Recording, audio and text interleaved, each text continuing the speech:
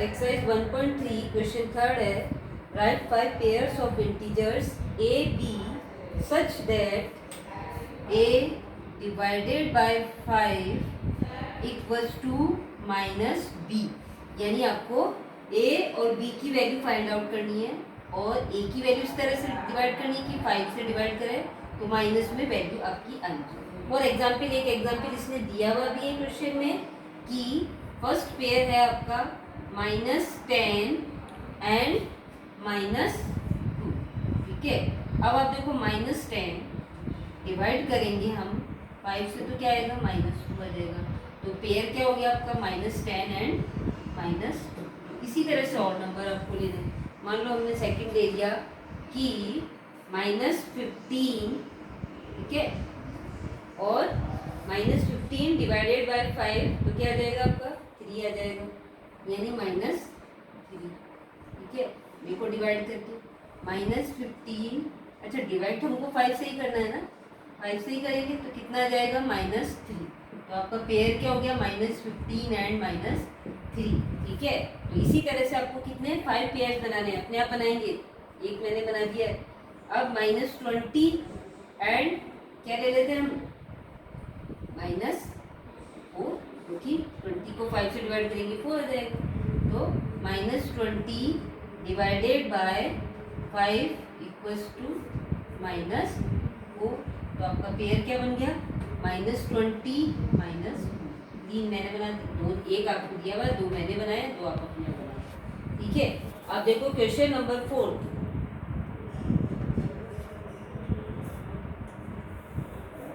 Question number 4 है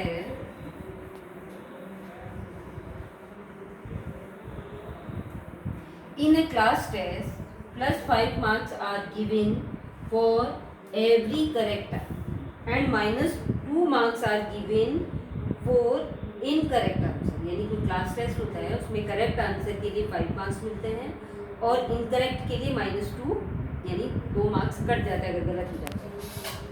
and no marks for no attempting any question, और अगर कोई क्वेश्चन अटेम्प्ट नहीं करेंगे तो कोई मार्क्स नहीं मिलेंगे। अब फर्स्ट आपको फाइंड आउट करना है कि ए स्कोर 80 मार्क्स, ए जो है उसने 80 मार्क्स स्कोर किए, मतलब 80 मार्क्स उसको मिले हैं। If A has got 20 correct answer, A ने 20 करेक्ट आंसर किए थे, how many question did A attempt incorrectly. तो उसने ए ने, मतलब उसको 80 मार्क्स मिले हैं, उसने 20 करेक्ट आंसर करे, तो उसके कुछ करेक्ट इनकरेक्ट हुए हैं तभी तो उसके मार्क्स ही है। तो वो इनकरेक्ट क्वेश्चन कितने हैं वो हमें फाइंड आउट करना है। तो देखो 4th का ए वाला क्वेश्चन, ठीक है, +5 फॉर एवरी करेक्ट आंसर। ठीक है, +5 मिलते हैं and -2 for every incorrect answer. Incorrect के माइनस हो जाते हैं 2 मार्क्स। अब फर्स्ट आपका ए है, ए स्कोर 80 मार्क्स, ए स्कोर कितना है 80 मार्क्स, ठीक है, और उसने 20 करेक्ट आंसर करे थे। ठीक है, ए हैज गॉट करेक्ट आंसर कितने, अब उसके 20 आंसर अगर करेक्ट हैं और मतलब एक क्वेश्चन पे उसे 5 मार्क्स मिलते हैं, तो कितने मार्क्स मिलने चाहिए उसे, मार्क्स कितने मिलने चाहिए उसे 20 × 5, यानी कि 100 मार्क्स उसको आने चाहिए।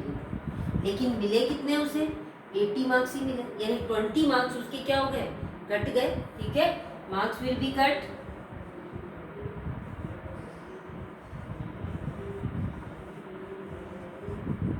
-80, यानी कि 20 मार्क्स उसके कट गए। अब 20 मार्क्स कटे हैं और एक क्वेश्चन के 2 मार्क्स कट रहे हैं, तो कितने इनकरेक्ट आंसर क्वेश्चन है उसके, 20 को 2 से डिवाइड कर दो, तो कितने इनकरेक्ट है वो आपके अब आ जाएंगे। तो ए इज इनकरेक्ट क्वेश्चन या आंसर कुछ भी लिख दो इज 20/2, क्योंकि 20 मार्क्स उसके कटे हैं और एक क्वेश्चन के 2 मार्क्स कटते हैं, तो 20/2 यानी कितने क्वेश्चन उसके रॉन्ग है? 20 क्वेश्चन उसके रॉन्ग थे, जिसकी वजह से 10 क्वेश्चन उसके रॉन्ग थे, जिसकी वजह से उसके 20 मार्क्स कट गए। ठीक है, ये आपका ए। बी में क्या कह रहा है?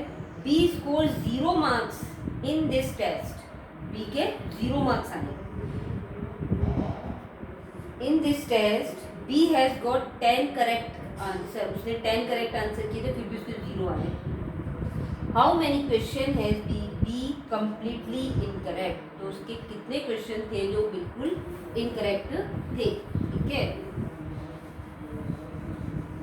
ये पार्ट हमने कर लिया। अब बी का देखो, +5 -2।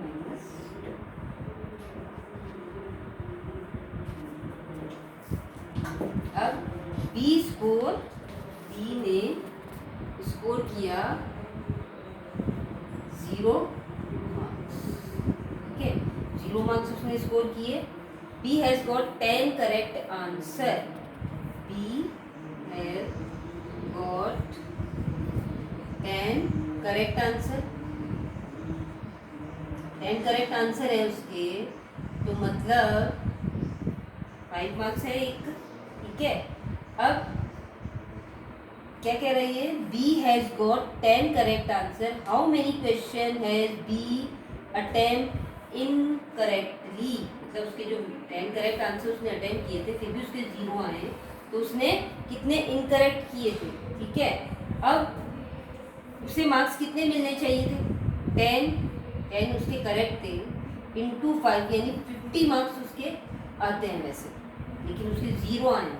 ठीक है, अब ये 50 मार्क्स उसके क्या हो गए? कट, मतलब उसने रॉन्ग अटेम्प्ट कर लिए, तो उसके 2 2 2 2 2 करके कटते गए क्वेश्चन, मतलब उसने करेक्ट कर दिए, 10 क्वेश्चन करेक्ट कर दिए, तो उसके 50 मार्क्स आ जाने चाहिए, लेकिन आए उसके 0। ठीक है, क्यों 0 आए? क्योंकि उसने इनकरेक्ट कर दिए क्वेश्चन।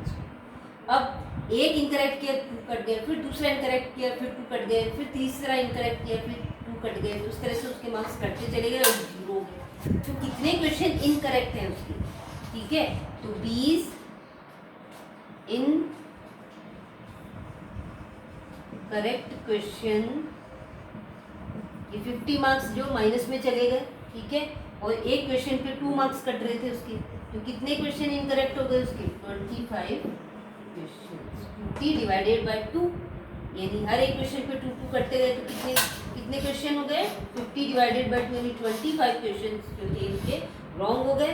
ठीक है, इसलिए उसके 50 के 50 मार्क्स कट गए और 0 स्कोर हो गया उसका। ठीक है, अब सी क्वेश्चन में क्या कह रहा है? सी स्कोर -5 मार्क्स, वो तो माइनस में चला गया। ठीक है, C score -5 marks by attempting 13 questions, how many question has C attempt correctly and how many has C attempt incorrectly. ठीक है, यानी उसको -5 मार्क्स मिले हैं, तो उसने कितने करेक्ट किए थे और कितने इनकरेक्ट किए थे। अब -5 मार्क्स मिले हैं उसे,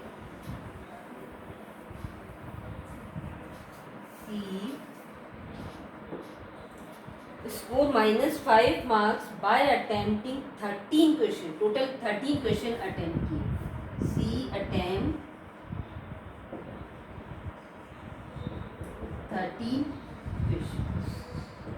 13 क्वेश्चन उसने अटेम्प्ट किए। अब आप देखो उसकी -5, ही स्कोर -5 मार्क्स, 13 क्वेश्चन अटेम्प्ट किए और -5 मार्क्स आए।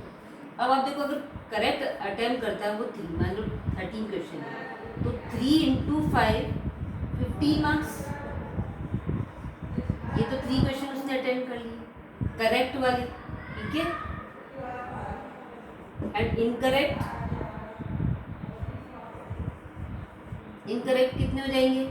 13 थे, 10 × 2, क्योंकि इनकरेक्ट पे 2 मार्क्स कट रहे हैं, तो 10 × 2 यानी कि 20 मार्क्स।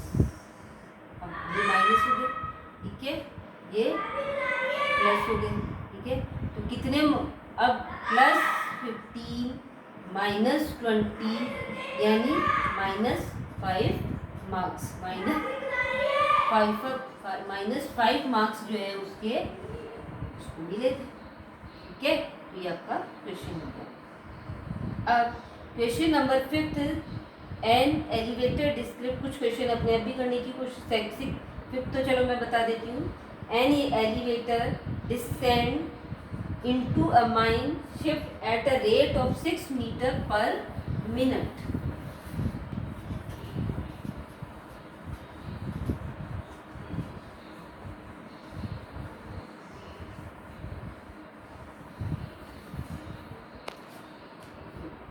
क्वेश्चन, ठीक है।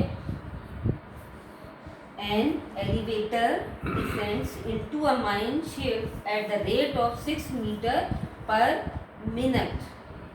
If the descent starts from 10 meter above the ground level, ये ग्राउंड लेवल है, ठीक है, यहाँ से 10 मीटर अबोव, ग्राउंड लेवल से 10 मीटर अबोव स्टार्ट होती है, ठीक है। Ground level, how long will it take to reach -350 metre depth from the ground. अब ये ग्राउंड है, इस ग्राउंड से -350 मीटर डेप्थ में उसको यहाँ तक आने में कितना टाइमिंग लगेगा, ये हमें फाइंड आउट करना है, ठीक है। अब आप देखो क्वेश्चन है आपका 6 क्वेश्चन, क्या है, रेट क्या है उसकी 6 मीटर पर मिनट से वो चल रही है, यानी 1 मिनट में 6 मीटर वो चल रही है। अब ये ग्राउंड लेवल है, ठीक है, ये आपका ग्राउंड हो गया, यहाँ से 10 मीटर अबो या इस जगह वो है, यहाँ से डेप्थ में उसे -350 मीटर आना है, यानी कितना डिस्टेंस हो गया 350, तो ये हो गया आपका, ठीक है, और 10 ये हो गया, तो टोटल डिस्टेंस कितना हो गया, total distance equals to 350 plus 10 यानी 360 मीटर। यहाँ से यहाँ तक की डिस्टेंस 350 है, 10 ये, तो 360 मीटर हो गया। और किस रेट से चला वो 6 मीटर पर मिनट, तो कितना टाइम लगेगा उसे, time equals to 360 divided by 6, ठीक है, यानी 6 6 जा 30, 6 6 जा 36, 60 मिनट। 60 मिनट मतलब कितना होता है, एक हाँ में 1 हाँ में कितने मिनट्स होते हैं 60 मिनट, 60 मिनट यानी कि 1 हाँ का आंसर हो गया, ठीक है। क्वेश्चन नंबर 7 क्लास एक और देखो ताकि आपका ये चैप्टर फिनिश हो जाएगा। The temperature of town A at 4 PM was 41 degree above zero, ठीक है, 0 से 41 डिग्री ऊपर है 4 PM पर temperature. Question 7, temperature of town A at 4 PM is कितना है 41 डिग्री above जीरो से। The temperature recorded at 10 PM, अब temperature at 10 PM is कितना रिकॉर्ड किया गया 29 डिग्री सेल्सियस, टेम्परेचर डाउन हो गया, ठीक है।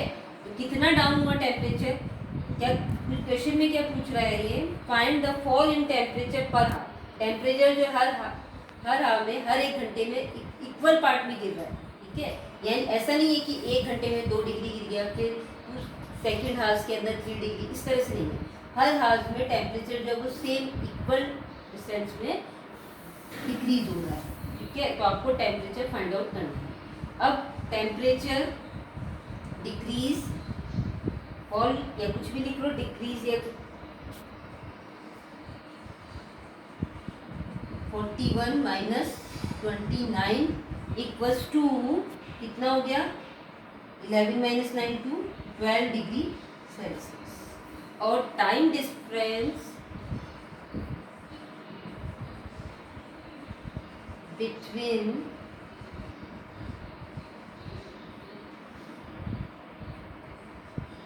4 PM to 10 PM कितना डिफरेंस हो गया? 4 5 5 6 7 8 9 10 6 आवर्स का डिफरेंस हो गया. ठीक है. अब क्या करें? हर मतलब 6 घंटे में 12 डिग्री टेम्परेचर गिर गया और हर हावर में सेम सेम गिर रहा है, तो कितना हो जाएगा? Temperature in every hour 12 divided by 6 कितना हो गया? 2 डिग्री सेल्सियस. यानी हर घंटे में 2 डिग्री सेल्सियस टेम्परेचर डाउन होता जा रहा है. ये आपका क्वेश्चन हो गया और आपका चैप्टर भी फिनिश हो गया. चैप्टर 1 आपका कंप्लीट हो गया है. ठीक है. अब नेक्स्ट हम नया चैप्टर स्टार्ट करेंगे.